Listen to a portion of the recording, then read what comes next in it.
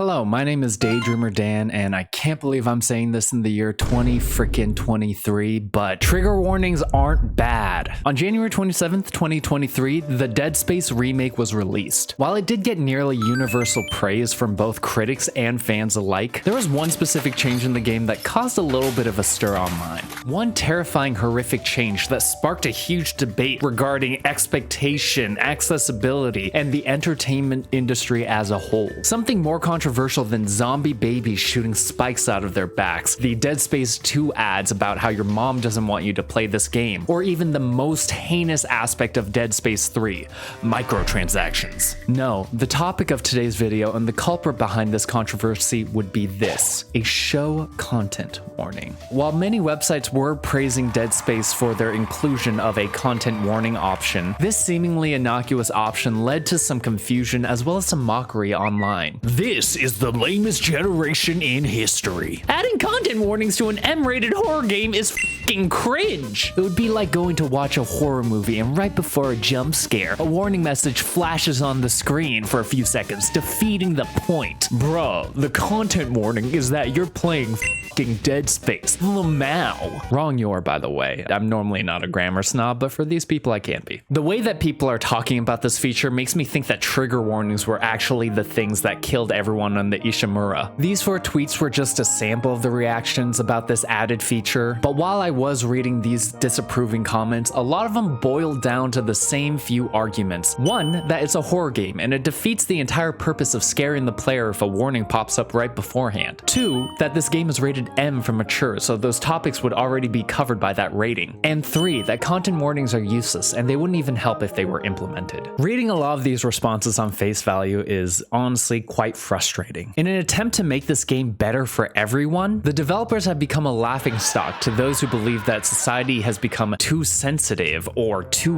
woke. The concept of content warnings or trigger warnings has been a huge point of contention among every single piece of media. However, instead of simply writing off these insults, I want to talk about what these comments are getting wrong about content warnings, as well as talking about the importance of these warnings in today's media, and to see if there is any way to make these better for everyone, not just those affected by trauma, but those also who believe that this is in fact the weakest generation in the history of humankind. Oh my god. Okay, maybe not for everyone, some people just can't be bothered, but at least we can try and convince those who are confused why these trigger warnings are even necessary in a horror game like Dead Space. Before we dive deep into why content warnings are either good or bad for video games, we should at least talk a little bit about what a content warning is.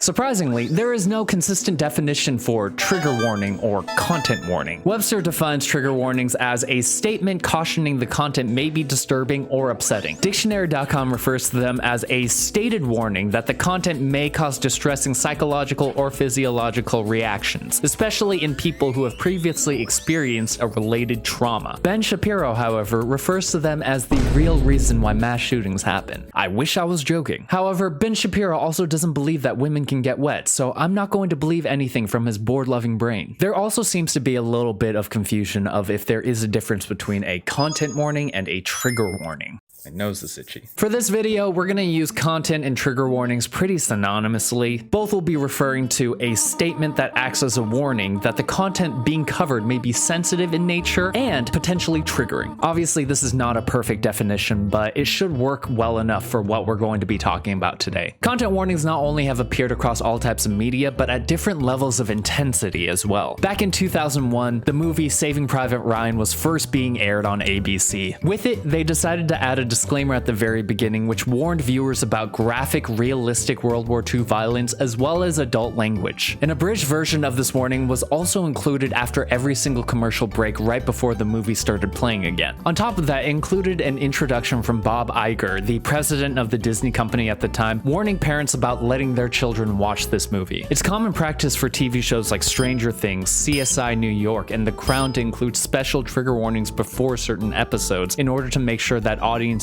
are completely ready for what they're about to see. In fact, even Zendaya posted on her social media to let fans know that Euphoria tackled topics such as anxiety, addiction, and the difficulties of navigating life, warning viewers that it may be hard to watch and that you should only watch it if you are ready. And you know, if Zendaya does it, it must be the right choice.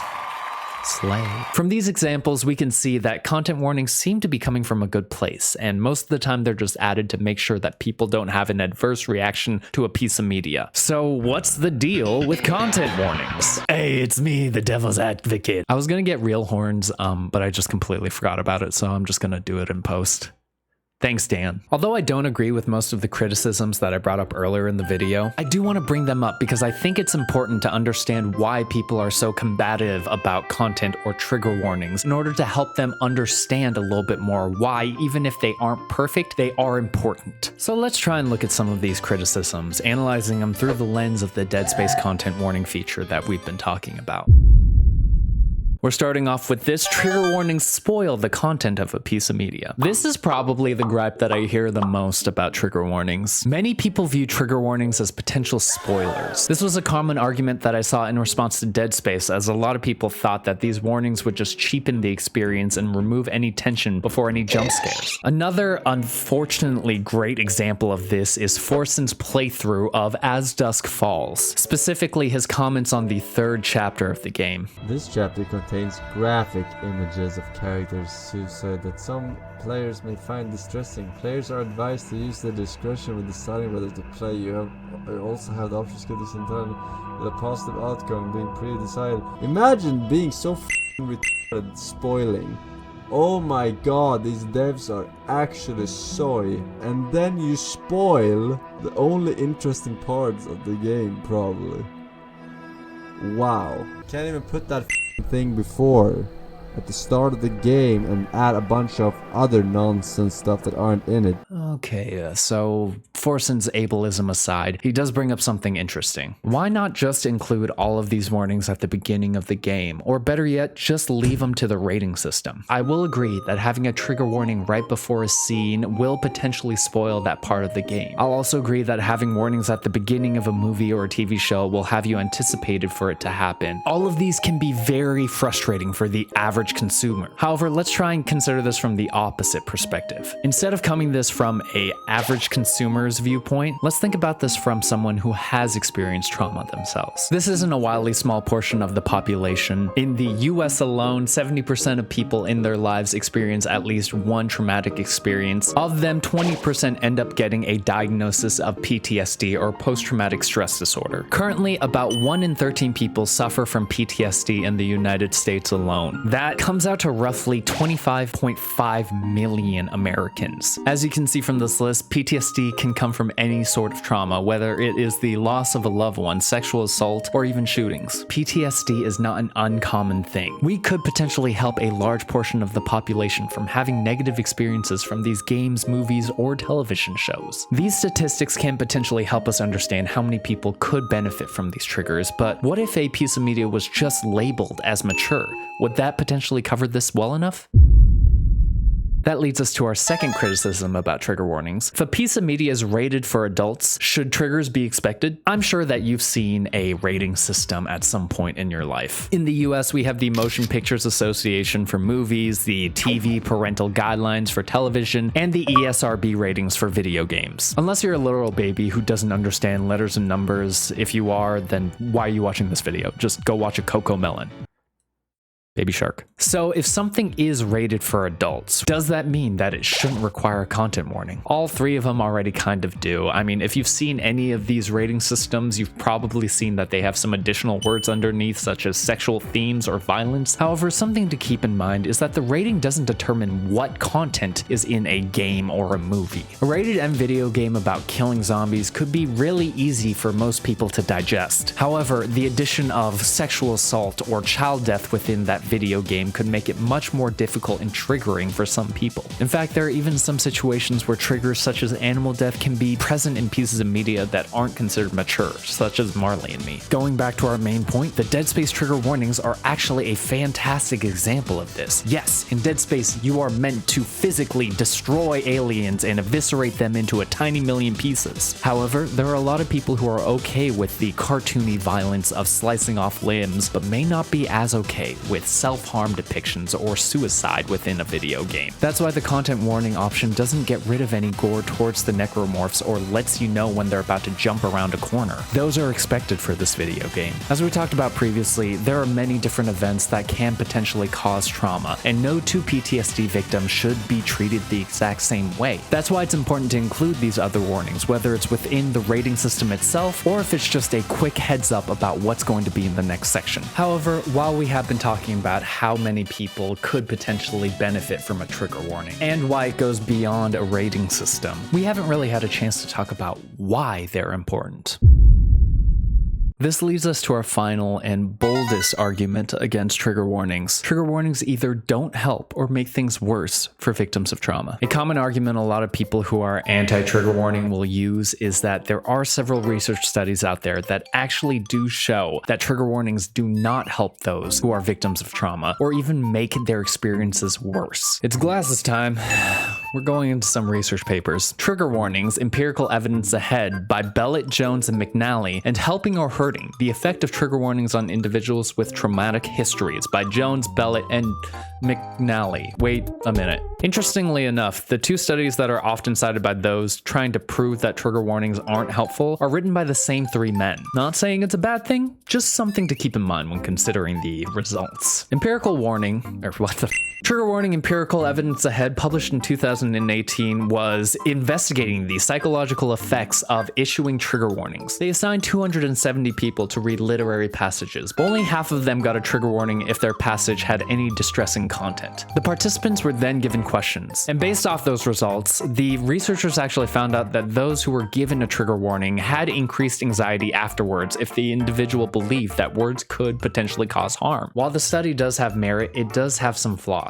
First, their sample only included people without a diagnosis of PTSD. If I'm gonna be completely honest, I don't know why they thought this was a good choice. I mean, this would be like asking hearing people if they thought an ASL interpreter was distracting during a play, or asking people who can see color if a colorblind mode was overstimulating, or asking my mom her thoughts on the current state of competitive Pokemon. Hearing people are not the ones who benefit from sign language. Non-colorblind people aren't the target audience for adding colorblind modes, and my mom's brain would probably explode if I tried to explain terrestrialization, or that there's more Pokemon than just Pikachu. What I'm trying to say is that it makes no sense to ask an audience not being affected by something if a type of accessibility is important. In this particular case, why would you do a trigger warning study without including people who would actually benefit from it? The authors attempt to remedy this in their 2019 study, Helping or Harming, The Effects of Trigger Warnings on Individuals with Trauma Histories. Their objective in this paper was to see if trigger warnings were actually benefiting those with serious trauma, and like their first paper, they found that trigger warnings had very little effect on a person after reading distressing literary passages, even if the trauma matched up with their own. Including actual trauma victims does make the second study a bit more convincing. However, there still are a few flaws in the study that people need to consider. Even after their replication, their effect size or the strength of the relationship of trigger warnings increasing anxiety levels is still very small and has not been able to be replicated across several different studies. On top of that, another 2018 study by Gainsberg and Earl actually included over 1,300 subjects across 3 different studies. And they found that trigger warnings actually decreased negative experiences with warned content. Who knows, maybe the increased anxiety could actually be helping individuals brace themselves for what they're about to read. All in all, this is a very young field of research, and the majority of studies, whether they're for or against the use of these warnings, are actually only from the 2010s. Most of these studies are heavily reliant on passages of literature or film clips, and pretty much none of them have to do anything with video games. Yeah, don't forget, this video is all about video games. I'm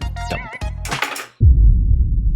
Video games are an interactive media that puts the player in the driver's seat. Whether or not you have a suspension of disbelief while killing the zombies in Call of Duty doesn't change the fact that you are the one doing it. If you're able to sneak around several bloaters in The Last of Us, you don't say, "Wow, Joel is so good at sneaking." No, instead you get really excited about potentially skipping a very difficult fight. If you win around in Mario Kart, you don't say, "Wow, Waluigi is so good at driving that cart." No, instead you'll probably say something along the lines of, "Wow, I can't believe I won that that race. Or if you're me, you'll say, I can't stand blue shells, they always cause me to lose this goddamn game. Players control characters and enact their choices, leading to empathy and immersion. In fact, studies have actually shown that character-driven video games often lead players to view the characters as separate entities and immerse themselves into the story rather than just seeing them as an avatar. Video games are not just narrative experiences, but they're also theatrical experiences where the player gets to act as the character. This stronger emotional connection could also be a good reason why these trigger warnings are more important than other forms of media. There's something called suicide contagion, where exposure to suicide or suicidal behaviors can actually increase the chance of someone hurting themselves if they're already at risk. This was actually a huge criticism for Netflix's series 13 Reasons Why. Many believe that it glorified self-harm and that it was potentially detrimental to show using suicide as a way to get revenge on bullies. And unfortunately, the debut of the show actually led to a spike in Google searches for how to commit suicide. Content and trigger warnings can be a step towards helping people deal with this phenomena. Warning people about these potential triggers and even giving them the option to skip them, like in As Dusk Falls and in Dead Space, could allow people to experience these exciting stories without the fear of something bad happening. And this even extends past self-harm. It is a known fact that avoiding traumatic memories and reminders can actually be more harmful for an individual. However, you have to remember that content and trigger warnings are just that. Warnings. They aren't telling people to not play the game, but they are meant to act as a way to tell people what lies ahead. Even with immersion therapy, a very popular behavioral therapy that is meant to expose patients to their triggers to help unlearn learned behaviors, is done in an environment that's controlled rather than just randomly sprung upon a patient. For example, if you had a fear of car crashes, a therapist wouldn't just throw you into a car. Instead, they may start off with a toy car going down a Hot Wheels track, followed by videos of people going down a highway quickly, until finally you are comfortable enough to go in a car yourself. The importance is going through this experience step by step and not going beyond what has been told to the patient. Much like a therapist starting off with a less stressful trigger, a trigger warning is a chance to let the consumer ready themselves for what's about to happen. This could give survivors of trauma a chance to put themselves in a better headspace or even go through relaxation exercises to make sure that they're ready. Or if it's already been a very difficult day where emotions are running high, maybe today isn't the day that they should play through that section of the video game, and instead they can just push it off to another day. Trigger warnings let you play games at your own pace in your own terms, rather than stopping you from experiencing it at all. However, despite all the good that I've been speaking about regarding content warnings, is there a way to make everyone happy when it comes to trigger warnings? That's right, Dead Space, the game that spurred this entire concept of this video, already did it. They made trigger warnings optional. They gave an option in the menu to either give a non-distracting warning in the top right before a potentially triggering experience, or to do that along with blurring said events. This was a completely optional choice by the players to turn on, and yet people still were upset because it simply just existed.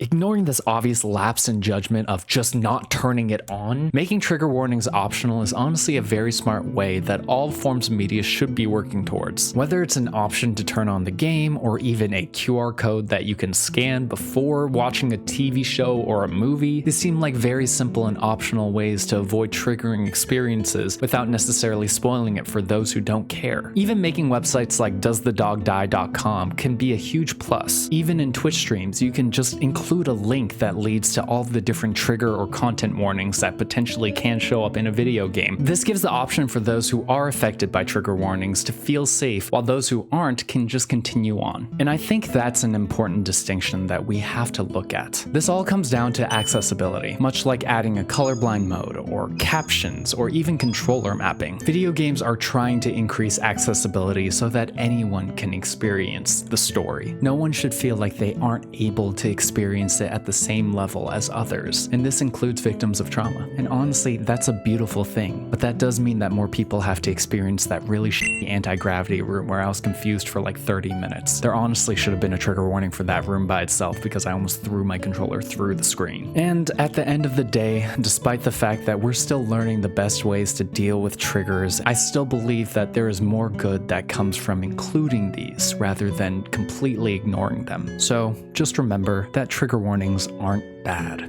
Now go out there and play Dead Space, with or without gore. That's up to you.